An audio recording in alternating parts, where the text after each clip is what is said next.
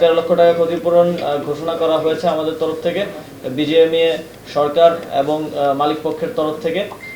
এছাড়াও যারা আহত হয়েছে তাদের চিকিৎসার ব্যবস্থা করা হচ্ছে, সেখানে সিএমএইচে তাদেরকে ভর্তি করানো হয়েছে। যেসব কোম্পানির মালিকরা স্যালারি দিচ্ছেন না, দীর্ঘদিন ধরে আটকে রেখেছেন, সেই মালিকদের বিরুদ্ধেও আইনানুগ ব্যবস্থা নেওয়া হবে।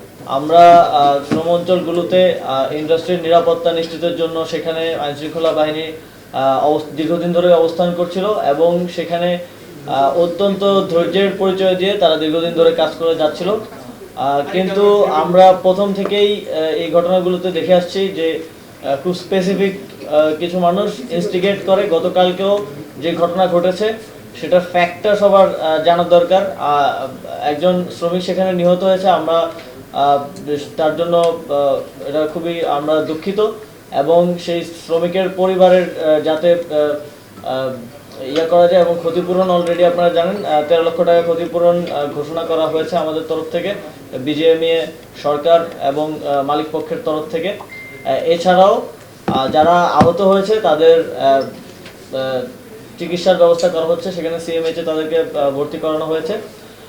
গতকালকের ঘটনাটা যেখানে সূত্রপাত হয় মূলত একটা গুজবের ভিত্তিতে সেটা সূত্রপাত হয়েছিল।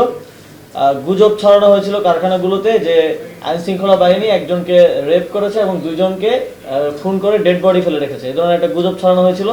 সেই গুজবের ভিত্তিতে কারখানাগুলো থেকে শ্রমিকদেরকে নামিয়ে আনা হয়েছিল এবং নামিয়ে আনার পরেও সেখানে শ্রমিকরা আইনশৃঙ্খলা বাহিনীর গাড়ি ভাঙচুর সহ আইনশৃঙ্খলা বাহিনীর উপরে হামলা মতো ঘটনা ঘটেছিল। কিন্তু তখনও আইনশৃঙ্খলা বাহিনী যথেষ্ট ধৈর্যের পরিচয় দিয়েছে, কিন্তু শ্রমিকদের মধ্য থেকে কোনো একজন অনুপ্রবেশকারী বা এরকম কেউ গুলি ছুঁড়েছিল। প্রথম গুলিটা শ্রমিকদের ভেতরে থেকে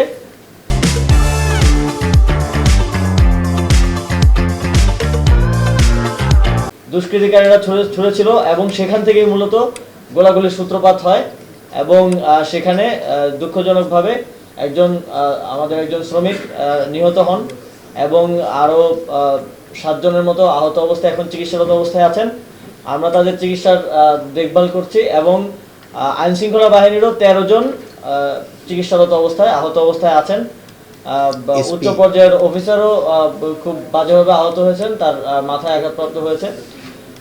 তো এই ঘটনাগুলোর ক্ষেত্রে আপনাদের প্রতি আমাদের আহ্বান থাকবে, আপনারা একটু ফ্যাক্টটা উপস্থাপন করবেন যে ঘটনার সূত্রপাত কিভাবে হলো এবং কিভাবে এই পর্যায়ে গিয়ে পৌঁছালো। অবশ্যই আমরা এই পরিস্থিতি কখনোই চাই না, আমরা শ্রমিক এবং আইনশৃঙ্খলা বাহিনীকে মুখোমুখি দাঁড় করাতে চাই না। প্রত্যেকটা জায়গাতে আপনারা দেখেছেন যেখানেই এতদিন ধরে আন্দোলন সেখানে চলছে, অসন্তোষ আছে, সেখানে আমাদের আইনশৃঙ্খলা বাহিনী মিডিয়েটর হিসেবে কাজ করেছে, মালিকদের সাথে কথা বলে কিভাবে আসলে বেতনটা আদায় করে দেওয়া যায় বা সেই মিডিয়েটর হিসেবে আসলে কাজ করেছে।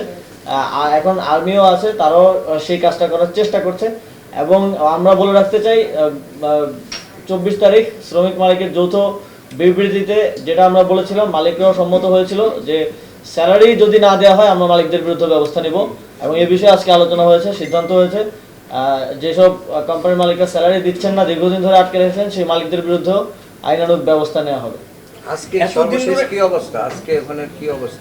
আজকেও দুই তিনটা কারখানায় স্যালারি করার কারণে, বকেয়া বেতনের কারণে শ্রমিকরা সেখানে বাইপাইলে অবরোধ করেছে, আমরা জানতে পেরেছি। আমরা সেই কারখানার মালিকদেরকে খুঁজছি, কিন্তু দুঃখজনক হচ্ছে তারা পলাতক অবস্থায় আছে। তাদের অধিকাংশের হচ্ছে ব্যাংকেও প্রচুর পরিমাণে ঋণ আছে, তো তাদেরকে আমরা খুঁজে পাচ্ছি না, খোঁজার চেষ্টা করছে আইনশৃঙ্খলা বাহিনী। আমরা দ্রুতই তাদেরকে আইনের আওতায় এনে জবাবদিহিতার আওতায় অবশ্যই আনবো যে কেন তারা বেতনটা বকেয়া রাখছে, যেটার কারণে আসলে একটা অসন্তোষের পরিস্থিতি তৈরি হচ্ছে।